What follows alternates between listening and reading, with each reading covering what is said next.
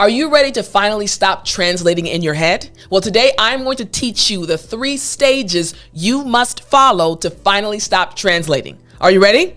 Well then, let's jump right in. Stage number 1, you have to learn vocabulary and expressions related to a topic. Let me explain.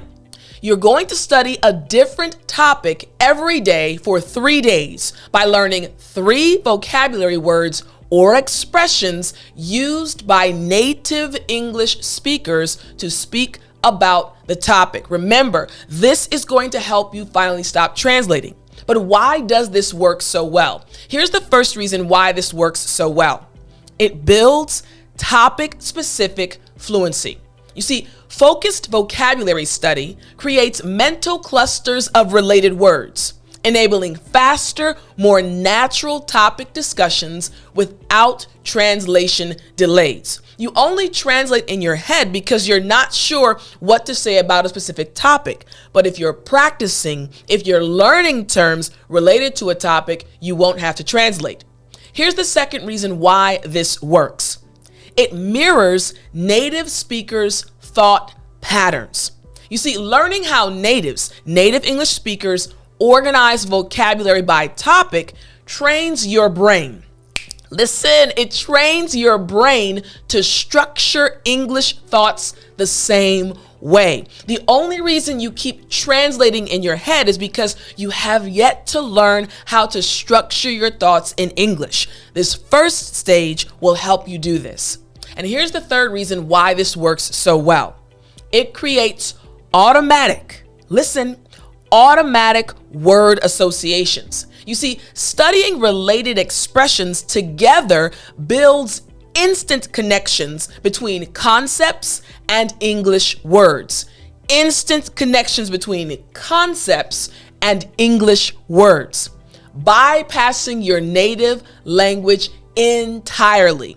This is how you stop translating in your head. Let me show you a few examples. So here's the first example I want us to check out. Imagine you're speaking about the topic of fitness. The term is warm up. After me, warm up. Excellent. Now, this term warm up just means to do light exercises before a workout to prepare your body and prevent energy. Here's the example sentence. Always warm up for at least 5 minutes before you start running to avoid pulling a muscle. Now, moving forward, whenever you think about fitness or exercising, warm up will pop into your head, connecting it to a topic.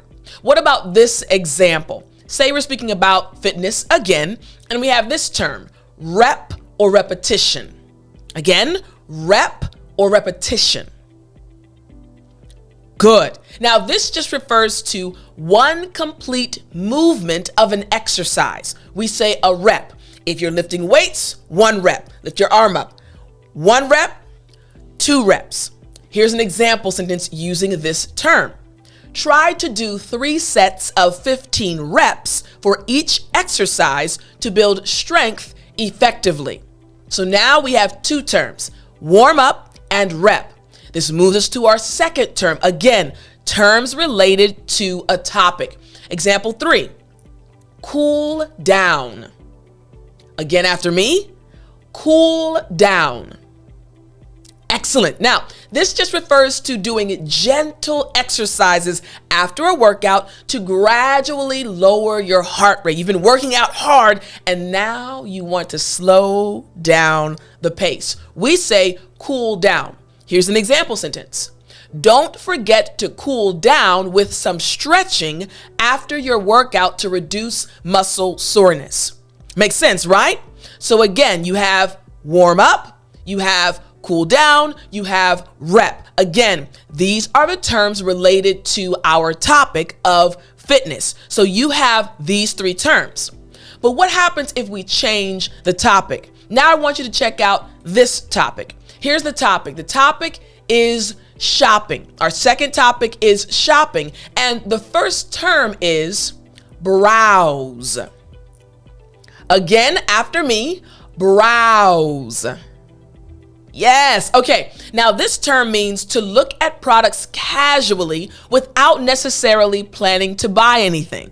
So you're just looking around. Again, the topic is shopping. We're looking at 3 terms related to the topic. Here's the example sentence. I love to browse through bookstores on the weekend, even if I don't buy anything. Browse now is attached to the topic of shopping. What about the second example term for our topic of shopping? The term is check out. Again, yes, after me, check out. Excellent. Now, this term, again, related to our topic of shopping, just means the place where you pay for items or the process of paying. So you understand the term checkout. You know it's connected to our topic, which is right here, shopping. Here's the example sentence. There's a long line at the checkout, so it might take a while to pay for our groceries.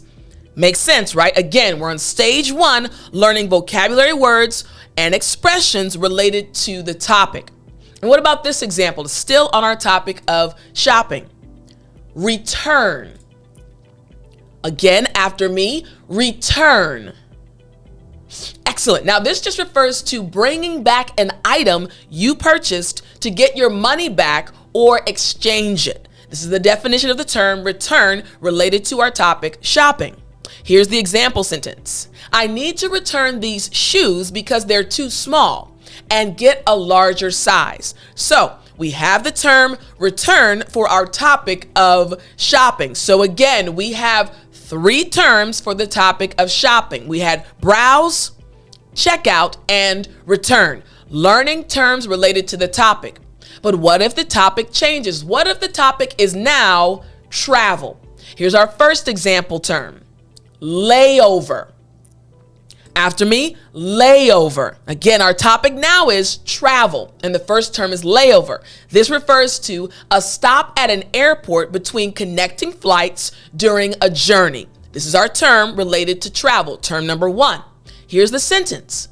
We have a 3-hour layover in Dubai before our flight continues to London. So we're learning terms, again, related to the topic. This is stage number 1.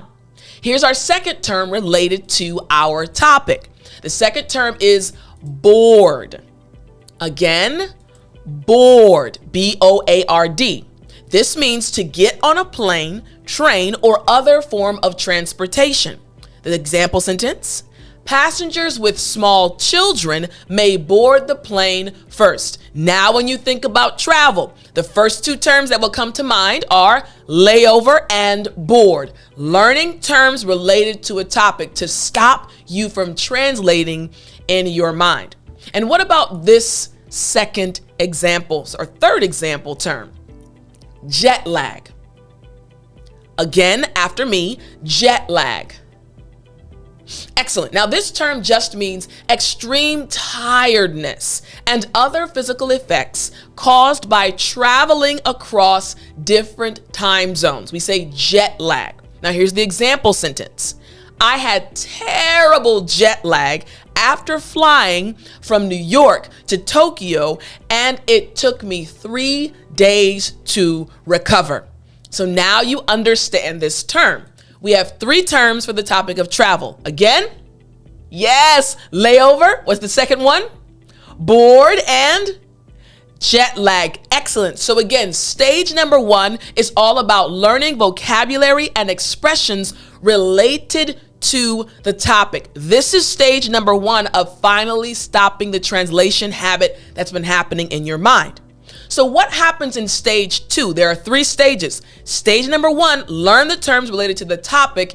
And stage number 2 is all about using the 5 W's to speak about the topic. Let's break this down. Using the 5 W's to speak about the topic. So you're going to answer the 5 W's. Who, what, when, where, and why about the topic. We're still on the same topic, but now we're switching to a different stage. So about the topic, answering the 5 W's by creating 1 sentence for each question. Then combine all 5 sentences into a natural paragraph. Don't worry, I'm going to show you exactly how to do this, okay? So why does this work? Again, creating sentences using the 5 W's about the topic. Why does this actually work? Here's the first reason why this actually works. It develops contextual thinking. If you want to stop translating in your head, you have to start thinking in context in English. You see, answering the 5 W's, who, what, when, where, and why, forces you to think about topics in complete context. Not just one fact or one point, in complete context. This actually trains your brain to organize information naturally in English rather than translating isolated thoughts. Here's the key. Here is the second reason. This actually builds coherent expression. You see, creating connected paragraphs from individual sentences teaches you, yes, you, my friend, to link ideas smoothly, which is how native speakers actually communicate in real conversations. This is actually how we speak. And reason number 3, this strengthens practical fluency. You see, combining the 5 W's, who, what, when, where, and why, into natural narratives prepares you, yes, you, my friend, to describe real situations spontaneously without mentally translating each component separately. Now, what does this actually look like? Let's take a look at 3 specific examples. But before we get there, I want to ask you this question. How many times, I'm teaching you this because I know you've been translating over and over again and it's frustrating. I've experienced it too. When I was learning Korean, I would translate to English and it was frustrating. So how many times have you restarted your English journey because of this frustration? Be honest. You start strong, life gets busy, and then you stop. Then weeks later, you start again from zero. That cycle, called the restart cycle, is exhausting, and it's not your fault. You never had a system that made stopping impossible. And that's exactly why I created this system, the 365-day English fluency system. 1 lesson every day, no restarting, no falling behind, just a path you follow. If you want to follow me, check the link in the description and see what daily English actually looks like. Now let's check out these examples for stage number 2. Here's our first example, looking again at the topic of fitness. So, who, what, when, where, and why. Who, we have my friend Sarah is a personal trainer. What? She helps people create workout plans. When? She works at the gym every morning. Where? Her gym is located in the downtown area. Why? She loves helping people achieve their health goals. So we have each of the 5 W's answered. Who, what, when, where, and why. But how do we turn this information into a paragraph? Look at this combined paragraph. My friend Sarah is a personal trainer who helps people create workout plans. She works at the gym every morning in the downtown area because she loves helping people achieve their fitness goals or their health goals. Each of the 5 W's was found in that paragraph. This is why organizing your thoughts, stage number 2, about a topic using the 5 W's is so powerful. Now in stage number 1, what was stage number 1 again? Yes, the vocabulary and expressions. There's a connection. Now I want us to combine what you learned in stage 1 with what you're learning in stage 2. Here's what our updated paragraph would look like for fitness, right here. Adding the terms you learned. My friend Sarah is a personal trainer who helps people create workout plans. She worked at the gym every morning in the downtown area because she loves helping people achieve their health goals. Before each session, she makes sure her clients warm up properly to prevent injuries. During strength training, she typically has them do 3 sets of 10 reps for each exercise. After the workout, she always ensures they cool down with stretching to reduce muscle soreness. You got it, right? you see the power. Stage 1, you learned the terms. Stage 2, we're using the 5 W's. Now that was for fitness. What about our second topic? Our second topic we have is shopping. Now for the shopping topic, who, what, when, where, and why. Who? My sister enjoys shopping for vintage clothing. What? She looks for unique pieces from the 1980s. When? She goes shopping every weekend. Where? Her favorite stores are in the historic district. Why? She believes vintage fashion is more sustainable and stylish. So we have each of the 5 W's answered for our shopping topic. Now, when we combine the 5 W's, what would the paragraph, or what does the paragraph actually look like? Here we go. My sister enjoys shopping for vintage clothing, especially unique pieces from the 1980s. She goes shopping every weekend at her favorite stores in the historic district because she believes vintage fashion is more sustainable and stylish. Excellent sentence. Excellent because it includes, excellent paragraph. In this paragraph includes each of the 5 W's. But remember, in step number 1, stage number 1, we learned terms related to this topic. Now let's combine them. This is what the combined paragraph for shopping looks like. My sister enjoys shopping for vintage clothing, especially unique pieces from the 1980s. She goes shopping every weekend at her favorite stores in the historic district because she believes vintage fashion is more sustainable and stylish. She loves to browse through the racks for hours, taking her time to find the perfect items. When she's ready to pay, she heads to the checkout with her selections. Occasionally, she needs to return items that don't fit properly or don't match what she was looking for. 3 terms: browse, checkout, and return. You caught them, right? Excellent. We've combined stage 1 and stage 2. Now our next topic, travel. Who? My cousin Mark is an experienced traveler.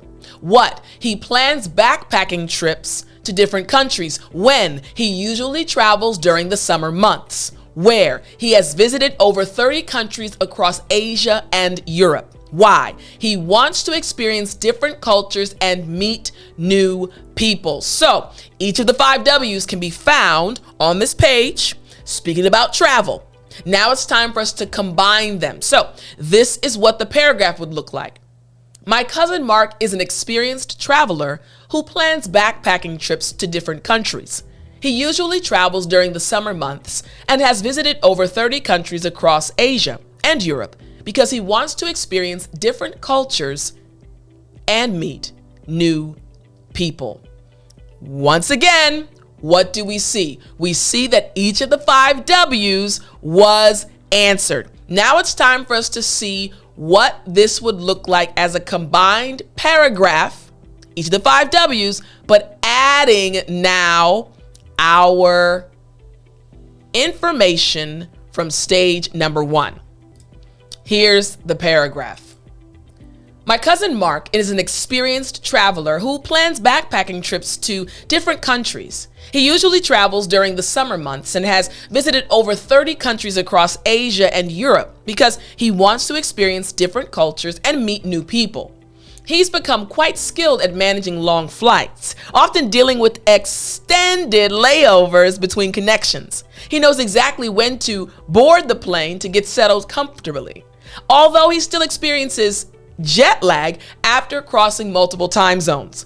He's developed strategies to adjust more quickly to new time zones. Again, what do we see? The 3 terms you learned in stage number 1: layover, board, and jet lag. Again, we're talking about the 3 stages you need to follow in order to stop translating in your head. So now we move on to stage number 3. Stage number 1, vocabulary and expressions based on a topic. Stage 2, again, the 5 W's based on a topic. Now we have stage 3. Stage 3 is where it gets really interesting. Opinions and reasons about a specific topic, the topic we've chosen. So you're going to share your opinion about the topic by explaining what you think and supporting it with 3 clear reasons that explain your perspective. Opinion plus reasons. Now, why does this work? Why is this so powerful in helping you to stop translating? You see, this develops critical thinking skills in English. Forming and expressing opinions directly in English trains your brain to analyze and evaluate ideas without translating, which is essential for authentic communication. Reason number 2, it builds persuasive speaking skills. Supporting opinions with structured reasons teaches you, my friend, to present convincing arguments naturally, just as native speakers do in discussions and debates. And finally, it strengthens your conversational confidence. You see, practicing opinion expression, expressing your opinions, prepares you to participate meaningfully in real conversations where sharing perspectives is expected and valued. This is why stage 3 is so powerful. So let's go back to our example topics. Our first example topic is fitness. So your opinion: I believe that regular exercise is essential for everyone, regardless of age or fitness level. So we know your opinion, but remember, you have to support it with 3 reasons. And if you're watching this video lesson, you saw the reasons on the screen. So reason number 1, physical activity improves cardiovascular health and reduces the risk of serious diseases like heart disease and diabetes. Reason number 2, exercise releases endorphins, which naturally boost mood and help manage stress and anxiety. And reason number 3, maintaining an active lifestyle increases energy levels and improves sleep quality, making daily activities easier to manage. Now, again, we have the opinion and we have the reasons, but let's see what the updated paragraph will look like. So again, on this topic of fitness, so we're going to give your opinion, we're going to give stage 2, again, not stage 2, stage 3, your reasons, but we're going to add in the terms you learned in stage 1. Here we go. I believe that regular exercise is essential for everyone, regardless of age or fitness level. First, physical activity improves cardiovascular health and reduces the risk of serious diseases like heart disease and diabetes. That's the first reason. Second, exercise releases endorphins, which naturally boost mood and help manage stress and anxiety. That was reason number 2. And finally, maintaining an active lifestyle increases energy levels and improves sleep quality, making daily activities easier to manage. Reason number 3. Continuing, that's why I always make sure to warm up properly before exercising, complete my planned reps during strength training, and cool down afterwards to help my body recover effectively. You see how we're building stage 1, stage 2, stage 3, helping you to finally stop translating in your head. Example number 2, our second topic we have is shopping again. What's the opinion? The opinion is, I think shopping at local small businesses is more beneficial than shopping at large chain stores. So we know what your opinion is. Now we have to look at the 3 reasons to support your opinion. Reason number 1, local businesses contribute more money directly to the community's economy and help create local jobs. Reason number 2, small shops often provide more personalized customer service and take time to understand what you need. And reason number 3, local stores typically offer unique products that you can't find in a mainstream retail chain or in retail chains, making your purchase more special. So now we have your opinion and your 3 reasons. What does the updated paragraph sound like, look like, including the terms from stage number 1? Here is the updated paragraph. I think shopping at local small businesses is more beneficial than shopping at large chain stores. First, local businesses contribute more money directly to the community's economy and help create local jobs. Second, small shops often provide more personalized customer service and take time to understand what you need. And finally, local stores typically offer unique products that you can't find in mainstream retail chains, making your purchases more special. I love to browse through these unique shops at my own pace, and even though the checkout process might take a little bit longer because of the personal attention, I appreciate the experience. If I ever need to return something, the owners are usually very accommodating and helpful. What happened? You have your opinion, you have your reasons, and because you're thinking in English, not translating, your brain also was able to access the terms you learned in stage number 1 because you're learning based on a topic. Our third topic, travel. The opinion. I believe that traveling to new places is one of the most valuable investments you can make in yourself. We have a clear opinion, what your thought is, but now we need the 3 reasons. Reason number 1, experiencing difficult cultures broadens your perspective and helps you appreciate diverse ways of living and thinking. Reason number 2, traveling challenges you to step outside your comfort zone and develop problem-solving skills in unfamiliar situations. And reason number 3, the memories and experiences you gain from travel enrich your life in ways that material possessions never can. We have your opinion. We have your 3 reasons. Now, what is the updated paragraph going to sound like? Here we go. I believe that traveling to new places is one of the most valuable investments you can make in yourself. First, experiencing different cultures broadens your perspective and helps you appreciate diverse ways of living and thinking. Second, traveling challenges you to step outside your comfort zone and develop problem-solving skills in unfamiliar situations. And finally, the memories and experiences you gain from travel enrich your life in ways that material possessions never can. Even when I have to deal with an inconvenient layover or wait to board a delayed flight, I remind myself that these minor inconveniences are worth it. Yes, I might experience jet lag after a long journey, but the personal growth and unforgettable experiences make every trip worthwhile. Stage number 3, opinions and reasons. You no longer have to translate in your head, my friend. Follow these 3 stages and you'll see a difference in your English. I hope you enjoyed this lesson, and I'll talk to you in the next one.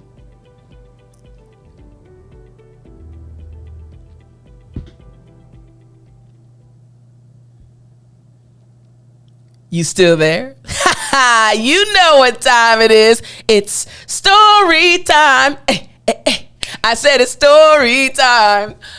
Okay, so I have a story for today. I've told this story. I told it once, maybe about a year ago, but it's about our topic of travel. Travel is one of our topics. So I want to tell you what happened to me when I boarded, you caught that, a plane.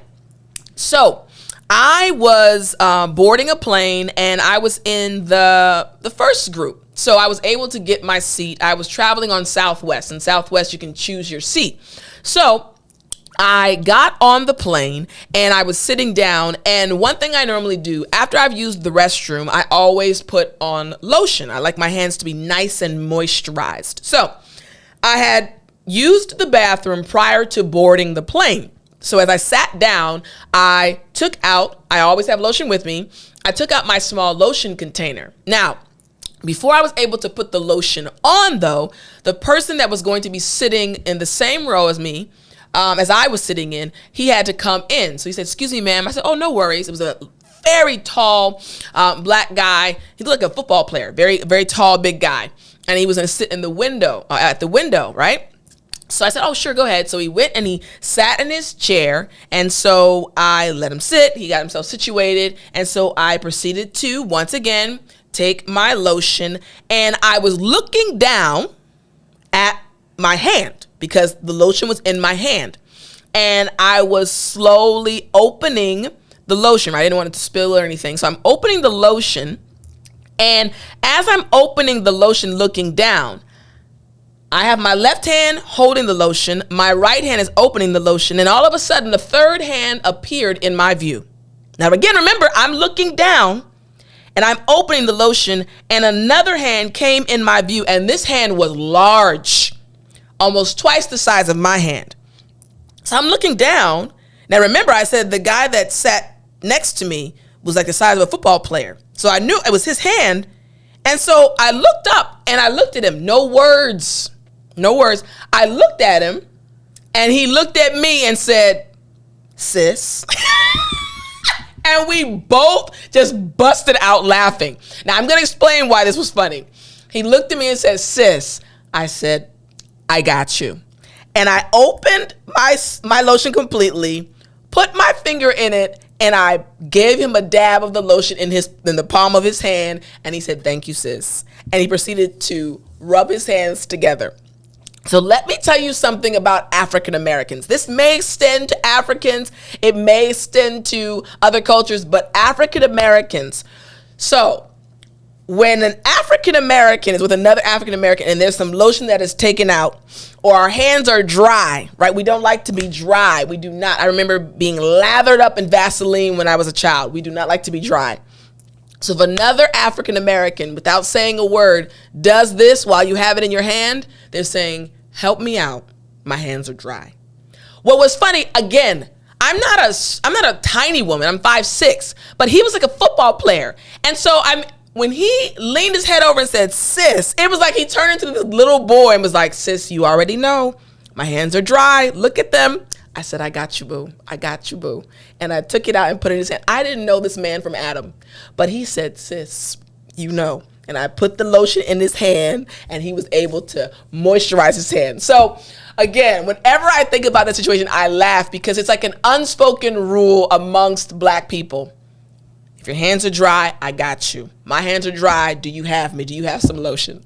I hope you enjoyed this story, and I will talk to you in the next lesson.